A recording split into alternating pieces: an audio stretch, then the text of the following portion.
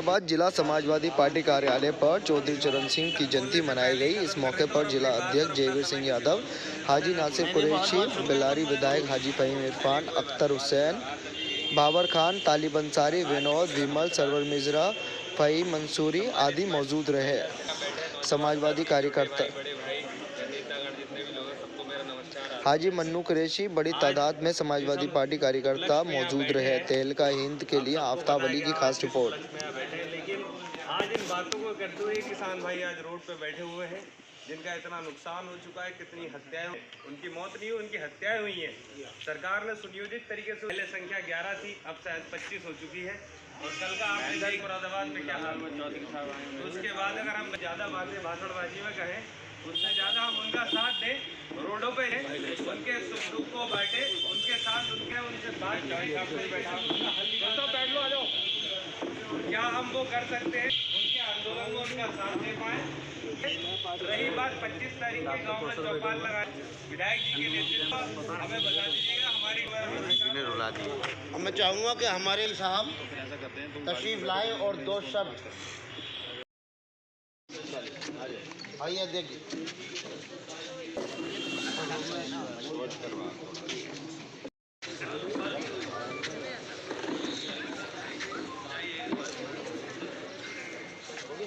एक मिनट रुक जाओ।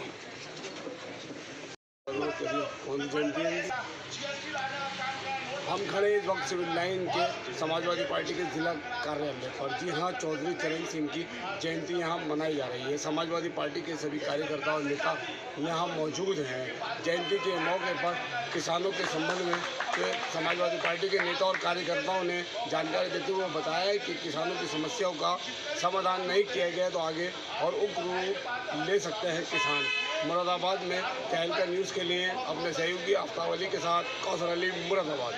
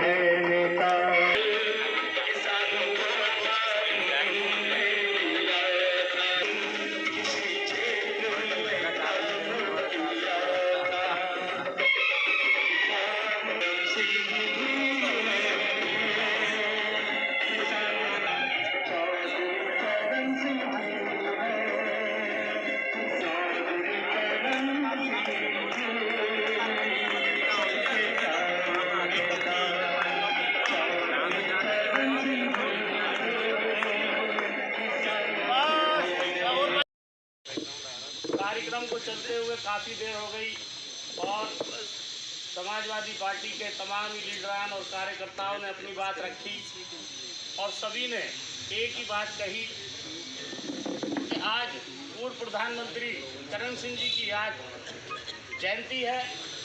उसी को मनाने के लिए हम लोग यहाँ इकट्ठा हुए और आज उनकी जयंती भी ऐसे मौके पर आई कि जिनके वो नेता थे, जिनके वो लीडर थे, आज तमाम ही देश का किसान दिल्ली बॉर्डर पर करीब 29 दिन से पड़ा हुआ मर रहा है, हत्याएं हो रही हैं और वर्तमान में सरकार उनकी बात को नहीं सुन रही है।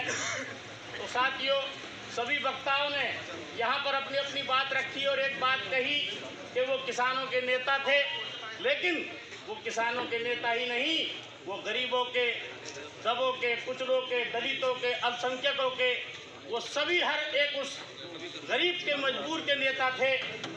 आज वर्तमान में जो इस देश के प्रधानमंत्री बैठे हैं, अगर उनके ऊपर उनकी हल्की सी परछाई भी होती तो आज देश का किसान जो अन्नदाता जिसको कहते हैं वो वहाँ पर नहीं मर रहा होता, हत्याएं नहीं हो रही होती।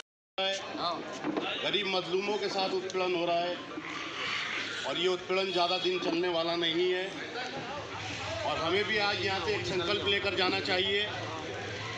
हमें ये संकल्प लेना चाहिए कि जब तक इस भारतीय जनता पार्टी का सफाया नहीं कर देते, हम किसानों के साथ कंधे से कंधा मिलाकर चलते रहेंगे, किसानों की बात कहते रहेंगे।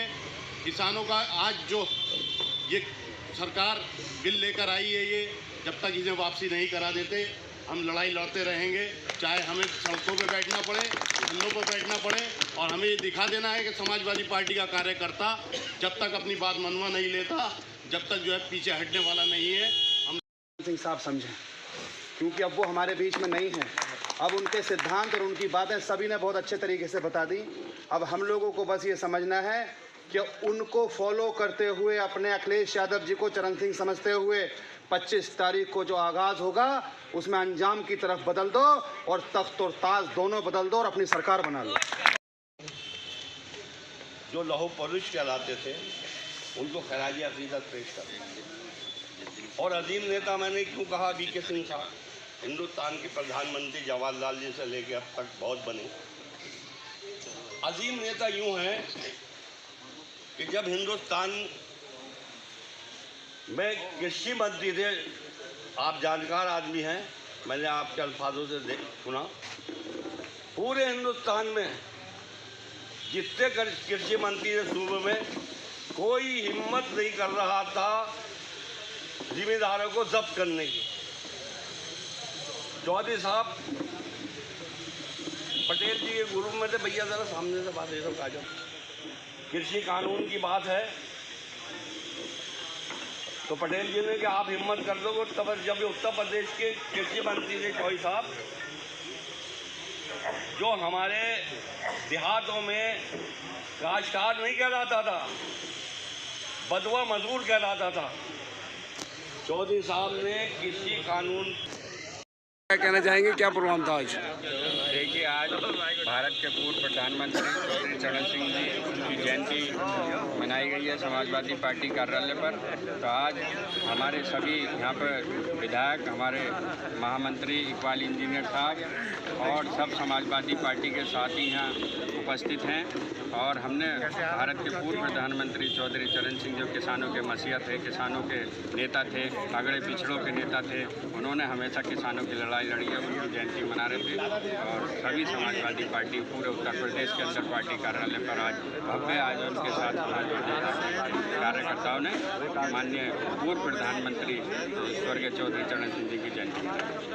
बहली जी, आज यहाँ प्रोग्राम चल रहा है समाजवादी पार्टी के जिला कार्यालय में और आप भी मौजूद हैं। क्या प्रोग्राम है, क्या कहना चाहेंगे चौधरी?